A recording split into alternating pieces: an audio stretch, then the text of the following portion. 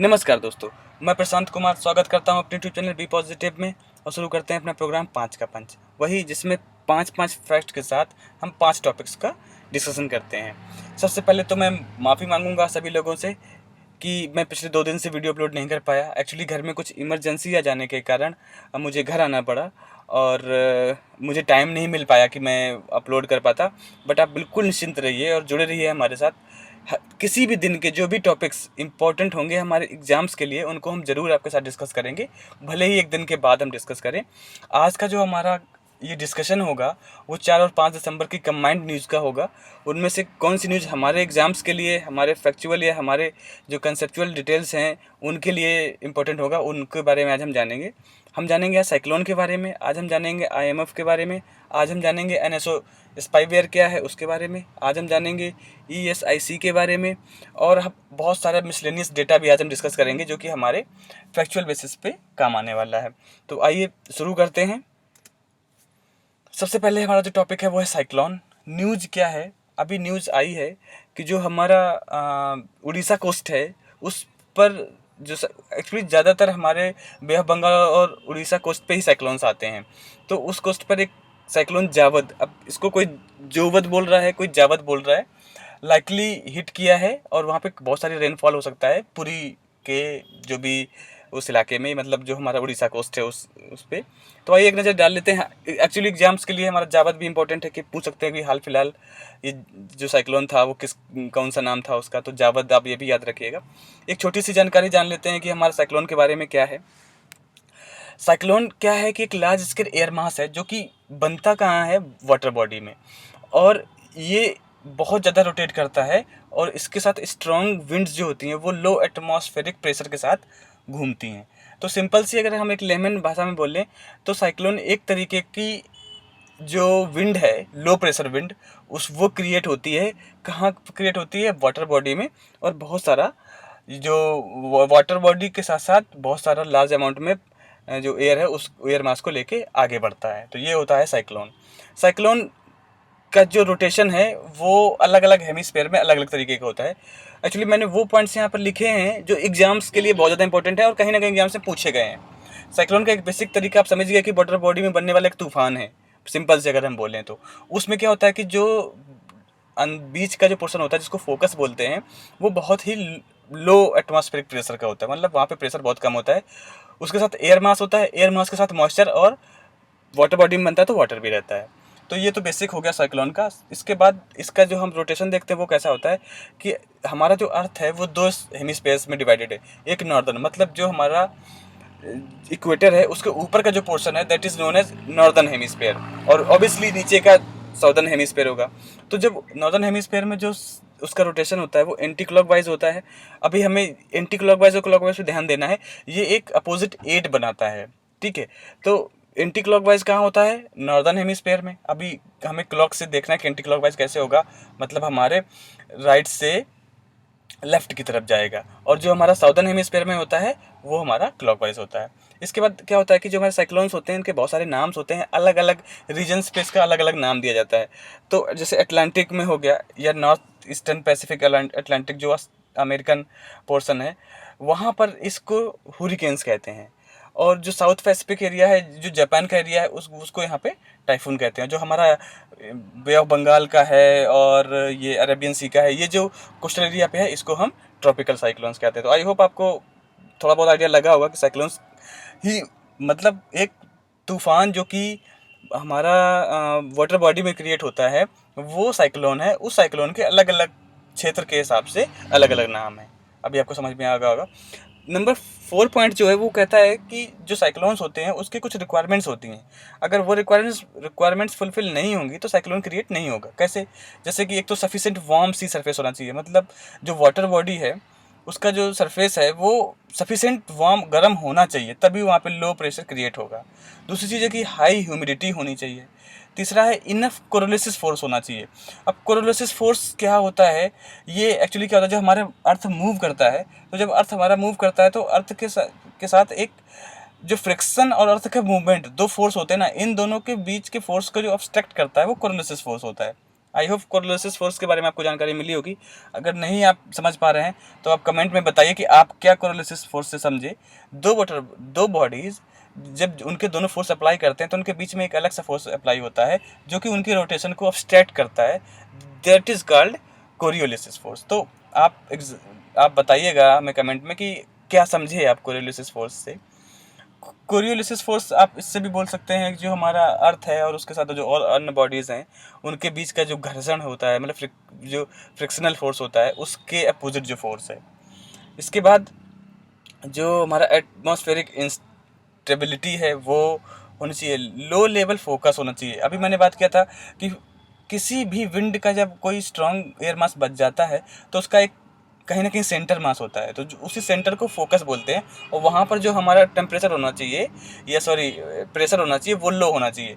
इस तरीके के क्वेश्चन आई थिंक मुझे एग्जैक्टली याद नहीं है किस ईयर में, बट यूपीपीएससी ने बहुत क्वेश्चंस पूछे हैं स्पेसिफिकली लो प्रेशर पे, साइक्लोन के लो प्रेशर पे, कि लो फोकस पे कौन सा प्रेशर होना चाहिए या उस पर कौन सा एटमॉस्फेरिक प्रेशर होना चाहिए। तो याद रखना है कि जब भी साइक्लोन में प्रेशर की बात आती है वो लो ही होता है। इसके बाद हमारा लो वर्टिकल विंड शियर भी होता है। ये तो अब कॉमन 6 रिक्वायरमेंट्स हो गई साइक्लोन्स के बारे में। आई होप थोड़ा बहुत आइडिया आपको लगा होगा कि साइक्लोन्स क्या हैं, कहाँ से कैसे पूछे जाते हैं। आप ज़्यादा मत सोचिएगा इसमें डीप में जाके, एग्जाम से हमें वही जाना जरूरी है जो कि हम यहाँ पे आपके साथ डिस्कस कर रहे हैं। बस थोड़ा सा आपको अपना बेसिक कंप्लीट करने के लिए या अपना कंसेप्ट क्लियर करने के लिए थोड़ा सा हमारी जो बातें हो रही हैं जिस पे हम डिस्कशन कर रहे हैं आपके साथ वो सुनना है। अब बात आती है सबसे पहले नॉमेनक्लेचर की। तो एक्चुअली ये थोड़ा सा बहुत बड़ा था तो मैंने सोचा कि चलो इसको आपके साथ डिस्कस करते हैं। अगर आप पेन कापी लेके बैठे तो प्लीज़ आप नोट डाउन कीजिएगा। जो हमारा नॉमेनक्लेचर होता है वो क्या होता है आपको बताता हूँ कि नॉमेनक्लेचर एक क्या है कि एक कमिटी है। जैसे हमारे रीजनल स्पेशलाइज्ड मेट्रोलॉजिकल सेंटर्स होते हैं, मतलब हर एक देश के इस तरीके के एक एक जो मेट्रोलॉजिकल सेंटर्स होते हैं, जैसे इंडिया का भी हो गया, हर जगह का जो मेट्रोलॉजिकल डिपार्टमेंट होता है उसका एक एक मतलब ये मेट्रोलॉजिकल सेंटर्स होते हैं। तो एक क्या होता है कि एक रीजन के, जैसे मान लीजिए कि ट्रॉपिकल, हमारा जो हम अभी बात कर लेते हैं कि नॉमेनक्लेचर हम कर रहे हैं किसका, ट्रॉपिकल साइक्लोन्स का। तो ट्रॉपिकल साइक्लोन्स का एक रीजन होगा, उस रीजन में क्या होगा कि उसका एक नाम हो जाएगा रीजनल स्पेशलाइज्ड मेट्रोलॉजिकल सेंटर। उसमें क्या करेंगे कि उस रीजन के जितने भी देश हैं उससे जुड़े हुए उस उन लोगों को एक मतलब कमेटी में एक ग्रुप में लाया जाएगा और उन सभी से जितने भी हमारे जो जो आरएमएससी मतलब जो रीजनल स्पेशलाइज्ड मेट्रोलॉजिकल सेंटर हुआ उनमें सब लोग सारे जितने भी कंट्रीज हैं वो ऐड हो जाएंगे। और वो कंट्रीज क्या करेंगे कि एक्चुअली अभी जो हमारा यहाँ पर बना हुआ है वो 13 नेशंस का बना हुआ है। वो सारे क्या करेंगे कि 13 नाम देंगे अपने अपने जो उनके, जैसे अपने यहाँ के मेट्रोलॉजिकल डिपार्टमेंट है वो 13 नाम सजेस्ट करेगा। ऐसे ही पाकिस्तान का, वैसे ही बांग्लादेश का, वैसे ही इधर बोल सकते हैं हम ईरान का, वैसे हम मालदीव बोल सकते हैं, म्यांमार बोल सकते हैं, ओमान बोल सकते हैं, कतर बोल सकते हैं, Saudi Arabia, Sri Lanka, Thailand, United Arab अमीरात, यमन। तो ये सारे जो बांग्लादेश, ये सारे जो मिलके फिर 13 नेम अभी तक का यही है कि पहले 8 नाम देते थे बट अभी क्या हो गया कि वो 13 नाम देते हैं। तो उनकी एक लिस्ट बनी हुई है कि सबसे पहले, मतलब अभी यहाँ पे देखना, आप यहाँ पे ध्यान दीजिएगा कि क्या होता है कि पहले क्या हो गया, रीजनल बेसिस पे जो हमारा मेट्रोलॉजिकल डिपार्टमेंट है उसने जितने भी उस एरिया के देश हैं उनको सबको बुलाया और उनसे कहा कि भाई आप अपने अपने मेट्रोलॉजिकल डिपार्टमेंट से कहिए कि 13 नाम हमको दिए जाएं। तो मेट्रोलॉजिकल जो उनका हर एक देश का होगा डिपार्टमेंट वो क्या करेगा, 13 नाम सजेस्ट करेगा।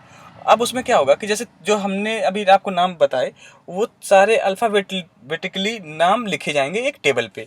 जैसे कि मान लिया हमने सबसे पहले नाम बताया बांग्लादेश का, तो सबसे पहले बांग्लादेश टॉप पे कर दिया जाएगा, इसके बाद इंडिया आएगा, इसके बाद ईरान आएगा, इसके बाद मालदीव। तो जैसे ही अल्फ़ाबेटिकल जैसे जैसे आते जाएंगे देश के नाम वैसे अल्फ़ाबेटिकली उनको रख दिया जाएगा। इसके बाद हर एक देश के नाम को रखा जाएगा। जैसे मान लो कि बांग्लादेश है तो पहले बांग्लादेश ने जो नाम एक दिया, इसके बाद इंडिया ने दूसरा एक नाम दिया, तो ऐसी 13 लिस्ट बनेगी। तो सबसे पहले क्या होगा कि कहीं भी आए उस एरिया में जो भी एरिया उसके साथ जुड़ा हुआ है उसके साथ कहीं भी साइक्लोन आए, जिस देश का नंबर पड़ता होगा वो देश के नंबर को उठा के उस साइक्लोन का नाम दे दिया जाएगा। अभी आपको समझ में आ गया। जैसे आप इस वाले का जो है जावद ये दिया है साउथ अरेबिया ने, मतलब जो हमारा जो सऊदी अरेबिया है उसने नाम दिया है। अब इसके बाद अगर नेक्स्ट आएगा साइक्लोन तो उसको श्रीलंका, क्योंकि सऊदी अरेबिया के बाद श्रीलंका नीचे आ रहा है। तो अब श्रीलंका, और श्रीलंका ने शायद इस बार का नाम दिया है असनी, असनी या आसानी, ASANI। तो अब ये आसानी है या आसनी है वो नाम दिया है। तो अगला जब भी कहीं भी हमारा क्या कहते हैं साइक्लोन आएगा वो आसानी नाम का होगा।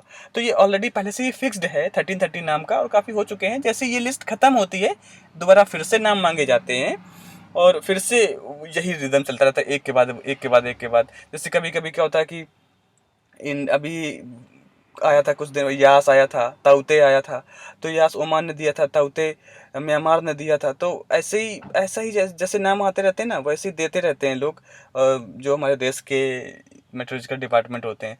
तो this is how cyclones are normal, उनका जो नाम दिया जाता है वो होता है। अभी आपको समझ में आएगा। एक चीज़ और है कि नाम ऐसा नहीं होता कि कुछ भी दे दें, उस नाम में भी है कि किसी की जो रिलीजियस जो सेंटिमेंट्स हैं वो टच ही नहीं होने चाहिए किसी भी देश के। जैसे कि मान लो कोई अगर हिंदू राष्ट्र है तो ऐसा नहीं कि वो कुछ ऐसा नाम दे दे कि मुस्लिम राष्ट्र के लोगों को रिलीजियस सेंटिमेंट उनके हार्ट्स हों, या कुछ उनको मतलब आपत्तिजनक नहीं होने चाहिए। वो आप अपने यहाँ की किसी ऐसी चीज़ का दीजिए जो कि किसी भी मुद्दे का वो शिकार ना हो, उस पर कोई लड़ाई झगड़ा ना हो। और ज़्यादातर कहा जाता है कि जो नाम दिया जाए वो मैक्सिमम से मैक्सिमम 8 लेटर्स का हो, 8 लेटर्स से ज़्यादा ना हो कहने का। क्योंकि सिंपल आपने कभी जैसे अभी ये जावद आया, आसनी आया, यास आया था, इससे पहले शाहीन आया था, तो इनका मैक्सिमम से मैक्सिमम 8 डिजिट का ही रहता है नॉमेनक्लेचर में। तो आई होप ये बहुत बड़ा हो जाएगा मैं जो बता रहा हूँ आपको, बट दिस इज़ पूरा एक तरीका था कि नॉमेनक्लेचर कैसे होता है साइक्लोन का, आपको बेसिक आइडिया लग जाएगा।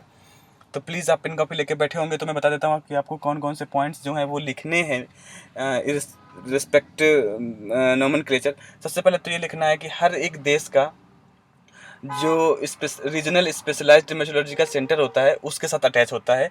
जो भी मेडिकल मतलब जो मेट्रोलॉजिकल डिपार्टमेंट होता है हर एक देश का, इस RSMC के साथ जुड़ता है। इसके बाद RMSU कहता है कि भाई आप जितने भी देश हैं हम आपको अल्फ़ाबेटिकली रखेंगे, आपको 13 नाम सजेस्ट करने हैं। सारे 13 नाम 8 लेटर से मैक्सिमम ज़्यादा नहीं होने चाहिए, और उन नामों का किसी भी देश के किसी भी तरीके से सेंटीमेंट कोई भी हट नहीं होना चाहिए। ये नॉमेनक्लेचर का तरीका है। तो अभी आपको समझ में आ गया होगा आई होप। आगे बढ़ते हैं, बहुत ज़्यादा हो गया साइक्लोन के बारे में। आगे बढ़ते हैं। आगे हमारा है NSO स्पाईवेयर। न्यूज़ में क्यों है? एक्चुअली न्यूज़ में था कि जो US स्टेट डिपार्टमेंट के लोग हैं या उनका जो फ़ोन का पूरा चैनल है या पूरा कम्युनिकेशन का जो चैनल है उसको हैक कर लिया था। किसने? NSO सॉफ्ट जो स्पाईवेयर है। अभी देखिए अगर हम लेमन भाषा में देखें, स्पाईवेयर आप तो समझ गए होगे कि स्पाइंग का मतलब होता है चोरी छिपे किसी की जानकारी प्राप्त करना। This is called spy.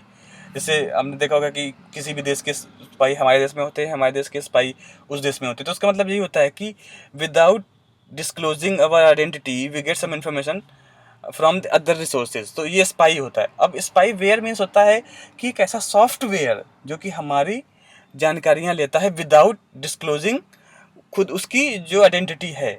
तो स्पाईवेयर से आप सिंपल, मैंने हर बार आपको बताते हैं कि हर एक वर्ड में ही उसका कहीं ना कहीं सार छिपा है। क्योंकि सारे लोग ये नहीं सोचते, हम लोग एग्जाम्स के लिए प्रिपरेशन करते हैं तो हमें लगता है कि अरे ये बहुत सारे वर्ड्स हैं कैसे हमको रिलेट करेंगे, बट जो उस चीज़ से डील करते हैं वो यही सोचते हैं कि उस वर्ड में ही हमें सब कुछ मिल जाए। तो स्पाईवेयर अभी आप समझ ही गए होंगे, ज़्यादा आगे ज्ञान क्या बताना आपको। बात कर लेते हैं NSO स्पाईवेयर क्या है। तो NSO जो है वो एक स्पाईवेयर टेक फर्म है, मतलब टेक्नोलॉजी की फर्म है जो कि इजरायली है, इसराइल से कनेक्टेड है। NSO का फुल फॉर्म होता है निव, सेले एंड ओमरी। और ये तीनों एक नाम है, मतलब 3 नाम हैं 3 बंदों के जो कि फाउंडर थे इस NSO स्पाईवेयर फर्म के। अब ये इतना आपको समझ में आ गया। एग्जाम्स में आपको पूछ सकता है कि NSO स्पाईवेयर क्या है, तो आप बता सकते हैं कि इजरायली एक फर्मवेयर सॉरी टेक्नोलॉजिकल फर्म है, एक कंपनी है ये। और NSO का फुल फॉर्म क्या है तो हम ये भी बता सकते हैं, एग्जाम से पूछा जा सकता है। अब NSO स्पाईवेयर काम क्या करता है? तो this spyware is capable of remote zero click surveillance of smartphones. इस लाइन में आपको बहुत कुछ सीखने को मिलेगा। क्या है कि ये स्पाईवेयर है, स्पाईवेयर आपको पता है क्या है, रिमोट से कैपेबल है, मतलब बहुत दूर से बैठे हुए। जीरो क्लिक, जो मैंने इन्वर्टेड कॉमा में दिया जीरो क्लिक, इसका मतलब है कि इसमें कोई भी, जैसे क्या होता है कि जो हमारे मालवेयर्स होते हैं वो क्या होता है कि this is in kind of, मैं आपको क्या बताऊँ, एक सॉफ्टवेयर होते हैं या एक प्रोग्राम होता है, वो आते हैं तो हमें उनको ज़रूरत पड़ती है कि उनको कोई क्लिक करे, करता है कोई इंसान तभी वो एक्टिवेट होते हैं। बट जो स्पाईवेयर होता है इसके लिए क्लिक करने की ज़रूरत नहीं पड़ती, 0 क्लिक। अगर वो स्पाईवेयर आपके सिस्टम में, आपके स्मार्टफोन में डाल दिया गया तो ऑटोमेटिकली वो स्पाईवेयर आपकी स्पाइंग करेगा, वो आपकी इन्फॉर्मेशन किसी दूसरे जो रिसोर्सेज हैं उनको प्रोवाइड करा देगा। तो दिस इज़ एनएसओ स्पाईवेयर है पूरा, बहुत ज़्यादा हजार्डस है, देखने में सुनने में तो ऐसे ही लग रहा है। क्या है, इससे पहले जो स्पाईवेयर थे, एक पेगासस करके स्पाईवेयर था, ये इनका पहला था। एनएसओ स्पाईवेयर का पहला जो हमारा स्पाईवेयर था वो था पहला इस तरीके से उन्होंने जो वायरस बनाया था, या बोल सकते हैं कंटामिनेटेड प्रोग्राम बनाया था, वो पेगासस था। पेगासस क्या था कि ये कोवर्टली इंस्टॉल, मतलब वो चोरी छुपी इंस्टॉल होता था मोबाइल में, वेदर वो चाहे एंड्रॉयड हो या iOS। कहते हैं कि iOS काफ़ी सिक्योर्ड है, बट पेगासस ने iOS को भी मतलब कहीं ना कहीं कंप्रोमाइज़ कर दिया था, और ये आया था 2016 में। तो इसने क्या किया था कि ये भी अपने आप ही इंस्टॉल्ड हो जाता था मोबाइल्स में, और उनकी सारी इन्फॉर्मेशन इसराइल जो कंपनी है इस फर्म को देता था, और फिर उसके साथ इन्फॉर्मेशन के साथ वो जो ये बंदा करना चाहते थे वो करते थे। तो this is all about NSO spyware. काफ़ी डिटेल्ड हो रही है वैसे आज की ये क्लास, बट प्लीज़ आप बने रहिए हमारे साथ, कुछ ना कुछ सीखने को ही मिलेगा। तो आई होप इसके बारे में आपको समझ में आ गया होगा। आगे बढ़ते हैं। आज का हमारा जो तीसरा टॉपिक है वो है IMF। बहुत ही पसंदीदा टॉपिक है सभी एग्ज़ाम्स के लिए, कोई एक स्पेसिफिक यूपीएससी या यूपीपीएससी या किसी एक स्टेट पीएससी का मैं क्या नाम लूँ, सारे एग्जाम्स में पूछा जाता है। इसका जो न्यूज़ है ये खुद में बहुत अच्छा है, और मैं बोलूँगा कि आप इसको याद रखिएगा। गीता गोपीनाथ जो हैं वो नंबर 2 पोजीशन का जो उनको रोल है वो IMF में चुनी गई। अब गीता गोपीनाथ नाम ही इंडियन लग रहा है, तो यस, वो इंडियन बोर्न एक अमेरिकन सिटीजन है। इसके बाद क्या है, हम जानते हैं IMF क्या है। सिंपल सी भाषा है कि इंटरनेशनल मॉनेटरी फंड है। मॉनेटरी फंड मतलब एक फाइनेंशियल इंस्टीट्यूशन है, तो सिंपल सी चीज़ समझ में आ गई आपको कि एक ये फाइनेंशियल इंस्टीट्यूशन है। अब इसका काम क्या क्या है वो दूसरे हम उसमें बात करते हैं। It aims to be, IMF काम क्या करता है, working to foster global monetary cooperation, पूरे ग्लोबल का जो पैसे का कॉरपोरेशन है वो उसको secure financial stability, facilitate international trade, promote करता है high employment and sustainable economic growth. Sustainable economic growth समझ रहे हो ना, कि हम जो इकोनॉमिक ग्रोथ कर रहे हैं हमारी पीढ़ियों के लिए भी वो जो इन्वायरमेंट है, सस्टेनेबिलिटी है, वो बनी रहे। ऐसा नहीं कि हम उनको सब तबाह करके दे के दें, भले ही हम उन्हें पैसे मतलब बहुत ज़्यादा दें, बट हम अगर हम इन्वायरमेंट तबाह कर देंगे तो वो कहीं ना कहीं उनके लिए फ़ायदेमंद नहीं है। तो सस्टेनेबल हमें इकोनॉमिक ग्रोथ पे जाना है। पॉवर्टी को रिड्यूस करने का भी हम कहीं ना कहीं IMF का रोल है। इसके बाद इसका तीसरा पॉइंट जो है कि इसके रोल में ये भी आता है कि जो बैलेंस ऑफ पेमेंट है इंटायर वर्ल्ड की बोल सकते हैं, या पूरी इंटरनेशनल मॉनेटरी की जो बैलेंस ऑफ पेमेंट है उनमें जो डिफ़िकल्टीज आती हैं उनको मैनेज करना। और कभी भी अगर कोई इंटरनेशनल फाइनेंशियल क्राइसिस है वो आ जाती है, जैसे कि अभी कोरोना के टाइम पे बहुत सारे देश ऐसे हुए जो तबाह हो गए। इसके बाद 2008-9 में जो हमारा सबसे बड़ा फाइनेंशियल क्राइसिस आया था। तो इन चीज़ों इस जब वैसे बहुत भयावह हमारे फाइनेंशियल क्राइसिस आते हैं उस टाइम पे IMF जैसे इंस्टीट्यूशंस ही आगे बढ़ते हैं, और देश जो विभिन्न देश हैं उनकी इकोनॉमी को अपने हाथों में लेते हैं। मतलब हाथों में क्या, मतलब उनको सपोर्ट करते हैं कि आप अपनी इकोनॉमी को रिवाइव कीजिए, आप आगे बढ़िए। तो IMF जैसे इंस्टीट्यूशन का ये काम रहता है। अगर हम आपको लेमन भाषा में बताएं तो एक ऐसा इंस्टीट्यूशन है जो देशों को पैसा देता है उनके भले के लिए, बहुत ही कम या बहुत ही बोल सकते हैं कि नॉर्मल इंटरेस्ट रेट में। मोटो रहता है उसका, जो हमने पॉइंट नंबर 2 पे किया कि जो ट्रेड है या इकोनॉमिक ग्रोथ है, पॉवर्टी रिड्यूस है, इस पे वो जो पैसा है वो खर्च किया जाए। फॉर्म हुआ था 1944 में, पता ही आपको, जब हमारा UN बना हुआ था। एक UN की ये बॉडी है, सॉरी ये UN की बॉडी नहीं है, IMF जो है वो UN की बॉडी नहीं है। एंड इसका जो वाशिंगटन DC है वो हेडक्वार्टर है। अभी यहाँ पे देखिए जो पॉइंट नंबर 5 दिया मैंने वो है कि जो मैनेजिंग डायरेक्टर है वो हैं क्रिस्टलिना जॉर्जीवा। ये भी एक लेडी है जो मैनेजिंग डायरेक्टर, और ये भी शायद मुझे याद नहीं, बट ये क्वेश्चन एक बार UPPSC में पूछा गया था। कब पूछा गया था मुझे याद नहीं, बट कि कौन सी अभी जो IMF की चीफ बनी है वो कौन सी है। तो क्रिस्टलिना जॉर्जिया IMF की चीफ है। चीफ इकोनॉमिस्ट जो हैं, मतलब ये सेकेंड नंबर की पोस्ट होती है। तभी न्यूज़ में था कि Gita Govind to take number 2 role, मतलब नंबर 2 पोजीशन। पहली पोजीशन तो जो मैनेजिंग डायरेक्टर है वही हो गया। दूसरे नंबर पर चीफ इकोनॉमिस्ट होते हैं, वो हैं गीता गोपीनाथ। तो आई होप कि जो न्यूज़ है वो क्या थी और आईएमएफ क्या है इसके बारे में क्या है। आईएमएफ बहुत सारी जो रिपोर्ट्स और इंडिसेस है वो पब्लिश करता है। मैंने लास्ट में क्वेश्चन भी आपसे यही पूछा है, तो जब हम क्वेश्चन पूछेंगे उस समय डिस्कस कर लेंगे। आगे बढ़ते हैं। आज का हमारा जो चौथा टॉपिक है वो है ESIC। ये है क्या, न्यूज़ में क्या है, इसके बारे में जानते हैं। तो सबसे पहले हम ESI के बारे में एक छोटी सी बात बता देते हैं कि ESI है क्या। तो ESI है एम्प्लॉयज़ स्टेट इंश्योरेंस कॉर्पोरेशन। मतलब जो एम्प्लॉयज़ हमारे होते हैं, रेदर वो हमारे गवर्नमेंट के हों, रेदर वो हमारे सेमी गवर्नमेंट के हों, रेदर वो टोटली प्राइवेट के हों, उनका एक इंश्योरेंस होता है एम्प्लॉयज़ स्टेट इंश्योरेंस कॉर्पोरेशन। वो एक बॉडी है, वो मेंटेन करती है इन सारी चीज़ों को। तो न्यूज़ में क्या है, तो न्यूज़ में क्या है कि जो ESIC मतलब एम्प्लॉयज़ स्टेट इंश्योरेंस कॉर्पोरेशन है, इनकी एनुअल मीटिंग हुई है और उस मीटिंग में उन्होंने कहा है कि हम क्यों ना जो हमारे लेबर हैं या जो एम्प्लॉयज़ हैं उनका हम फ्री एनुअल चेकअप करवाएं। मतलब हॉस्पिटल्स को प्रपोजल्स देते हैं कि आप उनका फ्री चेकअप्स कीजिए, क्योंकि अगर वो स्वस्थ रहेंगे तो अच्छा है हमारे देश के लिए, हमारे जितने भी उद्योग धंधे हैं उनके लिए। तो इस वजह से न्यूज़ में आया ESIC। अब ESIC है क्या उसके बारे में जान लेते हैं। तो अभी आपको से बताया कि एम्प्लॉयज़ स्टेट इंश्योरेंस कॉर्पोरेशन है, स्टेचुटरी बॉडी है, मतलब किसी न किसी एक्ट से बनी है। और जहाँ लेबर आ गया, एम्प्लॉय आ गया, तो जाहिर सी बात है कि ministry of labour and employment के अंदर ही होगा। फॉर्म हुआ था 1952 में। एक चीज़ और है कि जब फॉर्म होता है तो हमें ध्यान देना कि ये चीज़ें कब से चली आ रही हैं। तो देखिए हम 47 में आज़ाद हुए, 50 से हम प्रॉपरली हम एक क्या बोलते हैं हम रिपब्लिक नेशन बने, और 52 से ही हमने देखिए एम्प्लॉयज़ के उनके अधिकारों पे काम करना शुरू कर दिया हमने, मतलब हमारी सरकारों ने। तो हमें बस यही ध्यान देना है कि हम जब से आज़ाद हुए तो उसके बाद से ही चीज़ें चली आ रही हैं। ऐसा नहीं कि आज ही कुछ हो रहे हैं, आज ही चीज़ें हमें रिफर्बिश होकर दिखती हैं, बट बैकग्राउंड पहले से ही पूरा सेट रखा है। इस जो इंस्टीट्यूशन है इसका जो हेडक्वार्टर है वो नई दिल्ली में है। काम क्या करता है, ये काम करता है कि जो इसका फंड है ना, इज़ मैनेज्ड बाई, जो कि हमारा एम्प्लॉयज़ का फंड होता है, managed by ESIC according to rule and regulation of the ESI act 1948। तो हम जानेंगे कि क्योंकि एक्ट तभी ये स्टेचुटरी बॉडी है, क्योंकि बगैर किसी एक्ट के तो स्टेचुटरी बॉडी हो नहीं सकती। तो 1948 में ये हुई और फाइनली बन गई, मतलब एक्ट जो था वो उससे, और 1952 में ये बन गई। बेनिफिट्स ESIC के क्या हैं, इसमें मेडिकल बेनिफिट्स मिलता है, सिकनेस अगर होती है उसका बेनिफिट मिलता है, अगर कोई हम मतलब लेडीज़ हैं और वो माँ बनती हैं तो उनको मैटरनिटी जो बेनिफिट्स हैं वो मिलते हैं, जो भी सरकार द्वारा दिए जाते हैं। डिसेबलमेंट, अगर कोई अंग भंग हुआ है या किसी तरीके कोई डिसेबलनेस हुआ है तो उसका बेनिफिट मिलता है। डिपेंडेंट्स अगर हैं किसी एम्प्लॉय के तो उनको भी फ़ायदे मिलते हैं, और बहुत सारे बेनिफिट्स हैं जो कि ESIC अप्लाई करता है, उनको देने की कोशिश करता है। जितने भी एम्प्लॉयज़ हैं देने की कोशिश क्या, वो रेगुलेशंस में है और उनको मिलते भी हैं।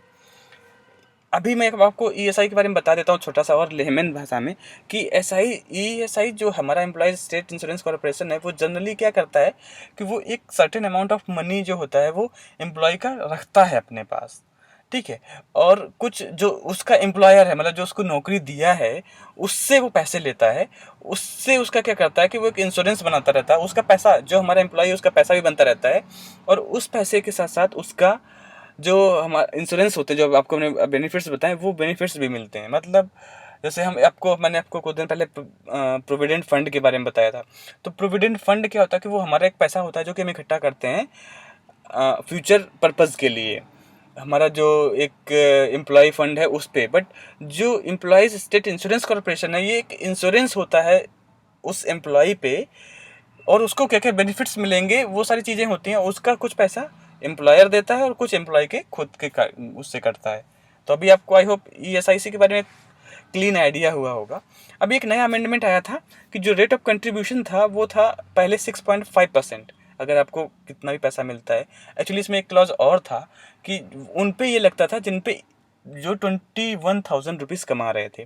तो अभी ये क्लॉज आया कि आप अगर 15,000 रुपये भी सरकारी सालाना मतलब महीने का कमा रहे हैं तो उसका अब 6.5% ना लग के 4% जो ये ESIC के थ्रू जाना पड़ेगा, इंश्योरेंस का है उस पे जाना पड़ेगा, जिस पे जमा करना पड़ेगा वो लगेगा, जिसमें एम्प्लॉयर का जो शेयर है, एम्प्लॉयर मतलब जो जिसने नौकरी दी है उसका 3.75% होगा, और जो एम्प्लॉय जिसको पैसे मिल रहे हैं उसका शेयर 0.75% होगा। जनवरी 2019 से एप्लीकेबल हो गया था।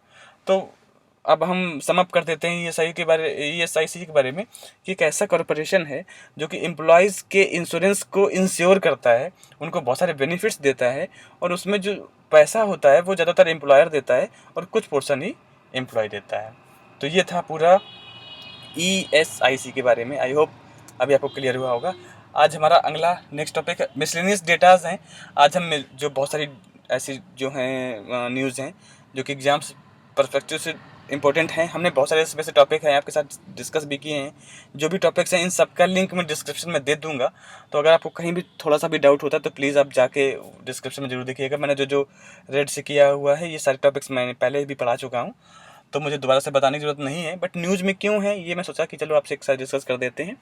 तो सबसे पहले हमारी जो न्यूज़ है वो लिखा है कि ओवर 60% पोल्यूशन कंप्लेंट्स अनरिजॉल्व्ड। कहा किसने है? CPCB, central pollution control board. CPCB का मतलब होता है ये, मैंने आपके साथ डिस्कस किया हुआ, लिंक आपको मिल जाएगा। सबके लिंक मिल जाएंगे, बार बार क्यों मैं इस बात को बोलूँगा। जितने भी टॉपिक्स हैं उनके लिंक आपको डिस्क्रिप्शन में मिल जाएंगे। अगर नहीं मिल पाते तो आप प्लीज़ इसी प्लेलिस्ट में जाइएगा और आपको थंबनेल में ही सारे टॉपिक्स दिख जाएंगे और आप उनको जाके वहाँ से देख सकते हैं। तो CPCB ने कहा है, जो सेंट्रल पोल्यूशन कंट्रोल बोर्ड है, उसने कहा है कि 60% तो ऐसे पोल्यूशन के कंप्लेंट्स हैं जो कि अनरिजॉल्व्ड हैं। तो कितने परसेंट अनरिजॉल्व है नहीं है ये तो डेटा हमसे नहीं पूछा जाएगा, पर CPCB क्या है वो डिस्कस कर चुके हैं, आप वहाँ पर जाके देख लीजिए।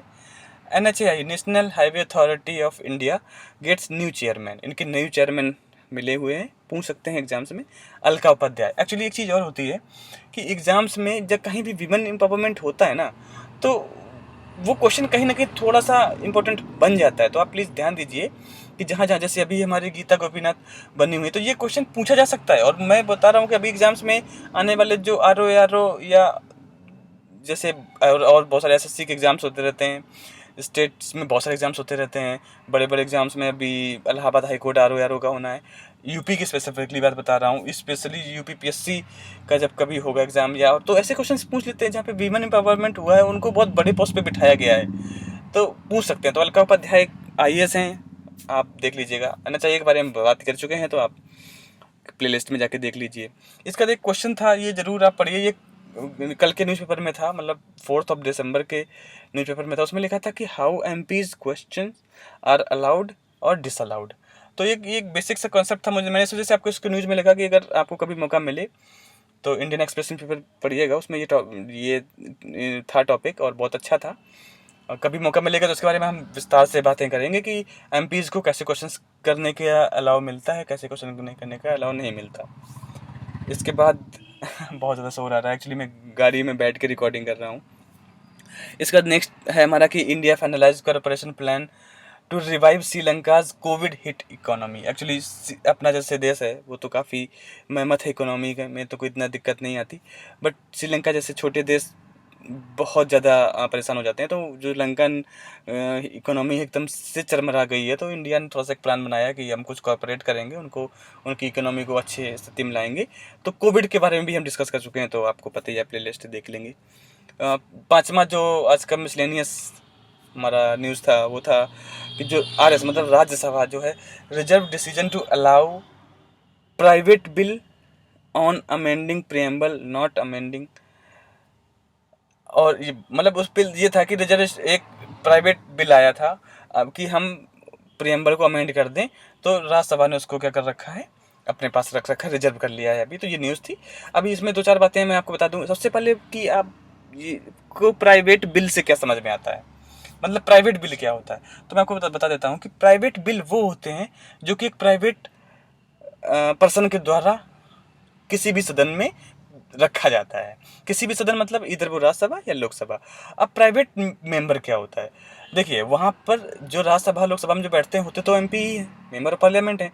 तो वो प्राइवेट मेंबर कैसे हो गए, तो मैं बताता हूँ कि देखिए प्राइवेट मेंबर और जो हमारा मिनिस्ट्रियल जिसके पास डिपार्टमेंट होता है, तो अगर किसी के पास मिनिस्ट्री है, मान लीजिए कि अमित शाह सर के पास अभी होम मिनिस्ट्री है, तो अगर वो कोई बिल लाएंगे तो this is not a private bill, वो एक मिनिस्टर बिल होगा, वो एक नॉर्मल जो हमारा बिल होता है वो होगा। बट अगर वो बंदा जो कि किसी भी मिनिस्ट्री का बंदा नहीं है, मतलब किसी भी मिनिस्ट्री का चार्ज उसको नहीं मिला है, वो चाहे अपोजिशन का हो या उस पार्टी का है जिसकी सत्ता है, वो अगर कोई बिल लाता है तो उस बिल को प्राइवेट बिल कहा जाता है। आई होप आपको प्राइवेट बिल के बारे में समझ में आया होगा। दूसरी चीज़ ये है कि प्रियम्बल, तो बात कर लेते हैं प्रियम्बल की। तो इस पर 2-3 चीज़ें हैं कि क्या प्रियम्बल अमेंड हो सकता है। तो अगर आज की बात हम करें इससे पहले की अभी तक, तो अभी तक जो हमारा सुप्रीम कोर्ट है उसने बोला है कि प्रियम्बल को अमेंड नहीं किया जा सकता। और अगर आपको प्रियम्बल अमेंड करना है तो हम आपको बताएंगे कि कब कब आप प्रियम्बल अमेंड कर सकते हैं। मतलब ये सुप्रीम कोर्ट बताएगा कि आप इस बात से प्रियम्बल को अमेंड कर सकते हैं कि नहीं। तो एज पर अगर हम देखें, थियोरेटिकल देखें, तो प्रियम्बल अमेंड नहीं हो सकता, अगर सुप्रीम कोर्ट चाहे तो ही हो सकता है। पहला हो गया।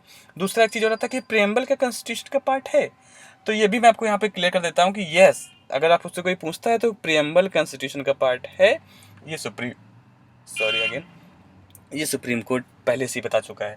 तो ये दो बहुत बड़े जो क्वेश्चंस होते हैं, इनका शायद सलूशन आपको मिल गया कि एक तो प्रियम्बल अमेंडेड नहीं है, क्योंकि पूरी इसकी जिम्मेदारी दी गई हुई है, या सुप्रीम कोर्ट ने खुद ले रखी कि वो बताएंगे कि नहीं कर सकते कि नहीं, समय समय पर वो बताते रहेंगे। तो मतलब है कि वो नहीं, प्रियम्बल अमेंड नहीं हो सकता। दूसरा ये चीज़ है कि प्रियम्बल कॉन्स्टिट्यूशन का क्या इंटीग्रल पार्ट है, तो यस, प्रियम्बल कॉन्स्टिट्यूशन का इंटीग्रल पार्ट है। तो दिस इज मिसलेनियस थोड़ा सा डेटा था, बहुत बड़ा वीडियो हो जा रहा है। आज के बोनस इन्फॉर्मेशन के बारे में बात कर लेते हैं।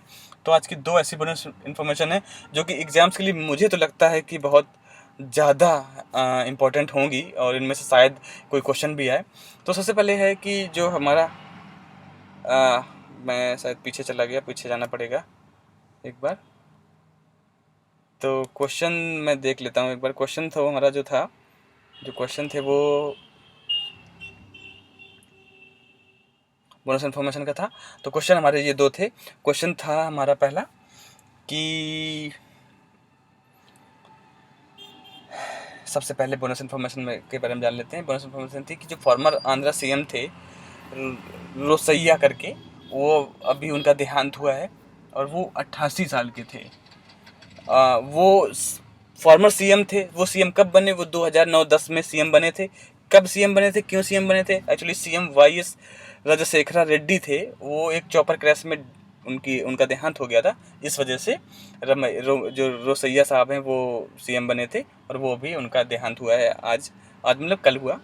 इसके बाद एक और दूसरा जो हमारा बोनस इन्फॉर्मेशन में, ये मुझे लगता है कि काफ़ी इंपॉर्टेंट क्वेश्चन है, क्योंकि ये एक बहुत बड़ा वर्ल्ड रिकॉर्ड बना है। 10 विकेट टेस्ट क्रिकेट में लेने वाले अभी तक 3 खिलाड़ी हुए हैं। अभी तक 2 थे, बट कल एक और खिलाड़ी हो गए हैं। तो हम बात कर लेते हैं एजाज पटेल की, जो कि अभी न्यूजीलैंड के हैं। इंडिया के साथ जो टेस्ट सीरीज चल रही है उसमें वानखेड़े मुंबई में इन्होंने 10 विकेट लिए हैं टेस्ट क्रिकेट में एक पारी में। इससे पहले जिम लेकर थे इंग्लैंड के, इन्होंने ऑस्ट्रेलिया के खिलाफ 1956 में ओल्ड ट्रैफोर्ड करके एक जगह है इंग्लैंड में, वहाँ लिया था। इसके बाद अनिल कुंबले, तो अनिल कुंबले हैं, उन्होंने पाकिस्तान, अनिल कुंबले ऑब्वियसली इंडिया के हैं तो मैंने लिखा नहीं वहाँ पे। अनिल कुंबले पाकिस्तान के खिलाफ 1999 में फिरोजा कोटला में, जो दिल्ली में है, वहाँ पे इन्होंने 10 विकेट दिए। तो ये 3 नाम हैं, आप प्लीज़ इनको ध्यान दीजिएगा। क्वेश्चन यहाँ पे ये या तो सीधे सीधे पूछ सकते हैं कि अभी हाल ही में किसने 10 विकेट लिए, या तो इन तीनों में से किसी को पूछ सकते हैं कि इनमें से किसने 10 विकेट नहीं लिए हैं। 4 नाम दे देंगे, 3 तो ये होंगे, कोई एक और होगा। एक क्वेश्चन पूछ सकते हैं कि ऐसा कौन सा खिलाड़ी है जिसने विदेश में जाके, मतलब विदेशी धरती पे जाके 10 विकेट लिए एक ही पारी में, तो वो एजाज पटेल ही हैं। एजाज पटेल इंडियन बोर्न हैं, बट वो न्यूजीलैंड के अभी खिलाड़ी हैं। जो क्रिकेट नहीं खेलते, नहीं जानते, उनके बारे में बता दूं कि एजाज पटेल अब इंडियन है, और वो मुंबई में ही जन्मे थे। और देखिए, मुंबई में ही उन्होंने एक विश्व का कारनामा किया है, 10 विकेट लिए हैं इंडिया के खिलाफ। तो ये थी बोनस इन्फॉर्मेशन। आगे बात कर लेते हैं क्वेश्चंस फॉर द डे। और आज हमने आपसे 2 क्वेश्चन पूछे हैं, थोड़े से बड़े बड़े क्वेश्चन हैं। अब पता नहीं आप कमेंट में जवाब देंगे कि नहीं, कोशिश कीजिए। अगर हमें कमेंट में जवाब नहीं दे पाते तो आप लिखने की कोशिश कीजिए कि अपनी डायरी में नोट बना लीजिए कि क्या क्या है। सबसे पहले तो आप बात करते हैं, list out the report and indices published by IMF। तो जो IMF, जो हमारा इंडिया इंटरनेशनल मॉनेटरी फंड है, वो कौन कौन सी रिपोर्ट और इंडिसेस निकालता है, उनका एक बार लिस्ट आउट कर लीजिए। क्योंकि अगर ये आपने याद कर ली तो ज़्यादातर इन्हीं में से पूछ जाती हैं, तो हम कहीं ना कहीं क्वेश्चन डिस्कार्ड भी कर सकते हैं उस एलिमिनेशन मेथड में भी काम आ जाएगी। तो पहले तो आपको ये बताना है, अगर आप बता सकते हैं तो वेल एंड गुड, नहीं तो आप अपने नोट्स के लिए रख लीजिए। दूसरा है व्हाट वाज रैंसमवेयर। तो आपको बताना कि जो रैंसमवेयर था वो क्या था। अभी तो नए नए स्पाईवेयर्स और बहुत कुछ आ रहा है, बट रैंसमवेयर क्या था आपको ये बताना है। तो आज की क्लास बहुत बड़ी होगी, थैंक यू सो मच। और बस आप बने रहिए हमारे साथ, कुछ भी एग्जाम्स के लिए जो भी ज़रूरी होगा स्पेशली न्यूज़पेपर से हम बिल्कुल नहीं छोड़ेंगे। आस बना के रखिए और अगर हो सके तो हम पे विश्वास कीजिए। बाकी हमेशा मुस्कुराते रहिए।